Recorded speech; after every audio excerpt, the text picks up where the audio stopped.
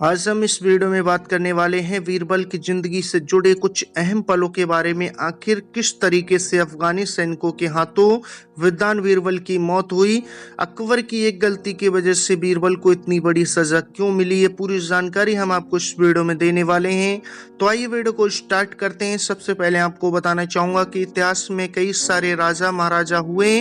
उन राजा महाराजाओं के साथ कोई ना कोई दरबारी, कभी सिपह सालार आदि जैसे कई लोगों का नाम भी इतिहास में दर्ज हुआ है।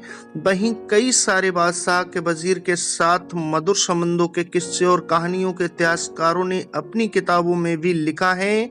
हालांकि आज हम बात करने जा रहे हैं इतिहास की एक मशहूर जोड़ी अकबर और बीरबल के बारे में। शायद ही कोई ऐसा हो जिसने अकबर और बीरबल के किस्सों के बारे में ना सुना हो। इन दोनों के किस्सों पर तो कई टीवी शो तक बन गए और कहानियां भी बनी। हालांकि आज हम इसके बारे में बात नहीं करने जा रहे हैं।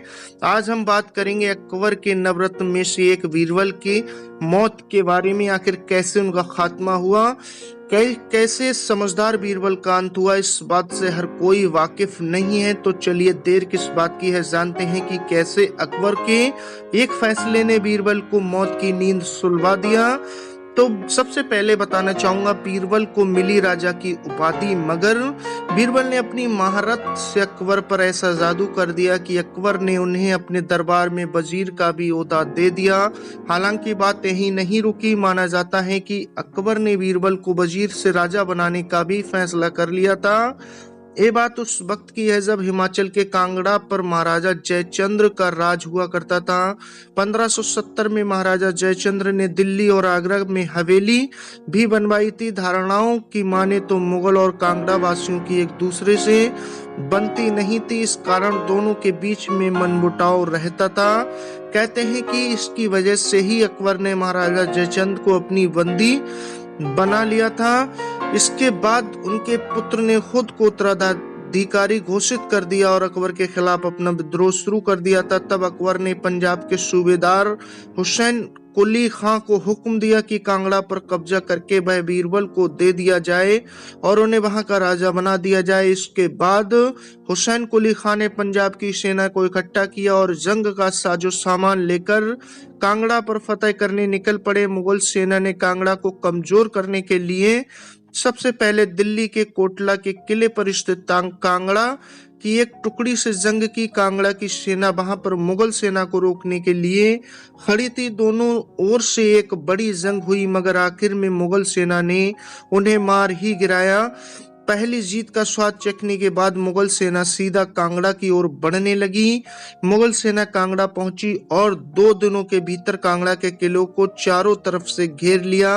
इसके बाद शुरू हुआ युद्ध का सिलसिला। मुगल सेना ने कांगड़ा पर अपना दबदबा बना ही लिया था कि तभी पंजाब में उनके खिलाफ एक और विद्रोह शुरू हो गया। मजबूरन अकबर की सेना को पंजाब वापस जाना पड़ा, क्योंकि मुगल सेना ने तकरीबन कांगड़ा पर अपना कब्जा कर ही लिया था। इसलिए अकबर उसे अपने हाथ से जाने नहीं देना चाहता था। राजा जयचंद और उनके बेटे से इस मुद्दे पर बात की गई, जिसके बाद में अकबर और जयचंद के बीच कई समझौते हुए।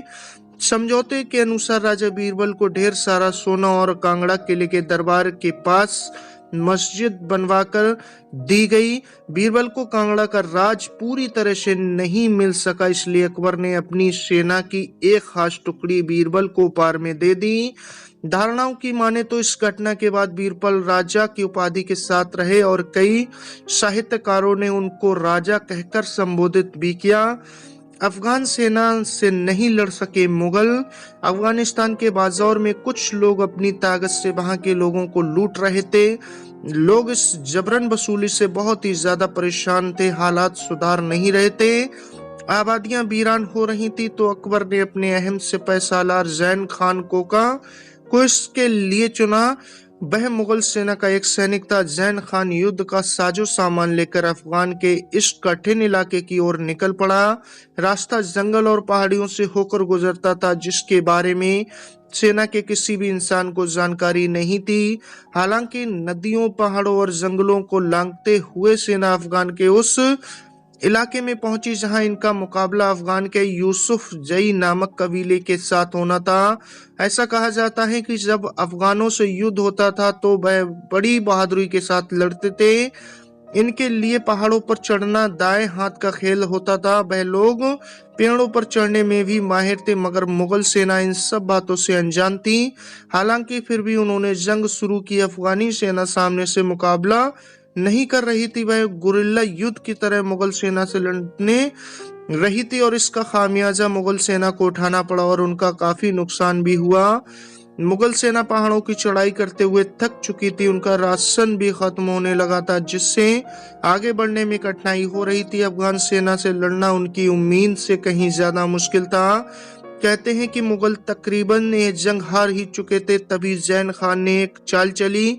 धारणाओं की माने तो जैन खान ने अकबर को एक झूठी चिट्ठी लिखी। उस चिट्ठी में उसने कहा कि वह लगभग जंग जीत ही चुका है और अफगान को पूरी तरह से पाने के लिए उसे थोड़ी से सेना की और जरूरत है। इसके बाद वह दूसरी टुकड़ी के आने के इंतजार में बैठ गए।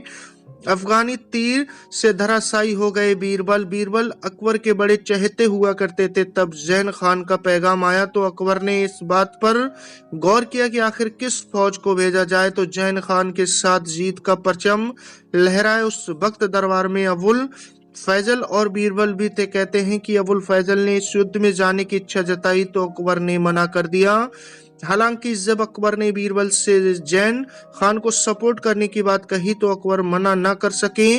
तब बीरबल को सिपह सालार नियुक्त किया गया और 8000 फौज के साथ अफगान रवाना कर दिया गया।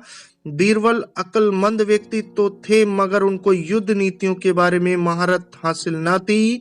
जब बीरबल की फौज अफगानियों के साथ मुकाबला करने मैदान में उतरी तो पहाड़ी लोगों के सामने बीरबल की फौज भारी पड़ी। मुगलों की फौज ने कई सारे अफगानियों को मार गिराया। हालांकि लड़ते लड़ते अंधेरा हो गया, जिसके कारण युद्ध पर विराम लगाना पड़ा। इसके बाद बीरबल अपनी सेना के साथ अगले दिन की लड़ाई की रणनीति बनाने लगे। कहा जाता है कि जब बीरबल की सेना अफगानियों से युद्ध कर रही थी तभी अकबर ने अपने एक दरबारी हकीम अबुल फतेह को भी एक फौज की टुकड़ी के साथ अफगान भेज दिया। बीरबल की तरह हकीम अबुल फतेह को भी युद्ध की नीतियों के बारे में जानकारी नहीं थी।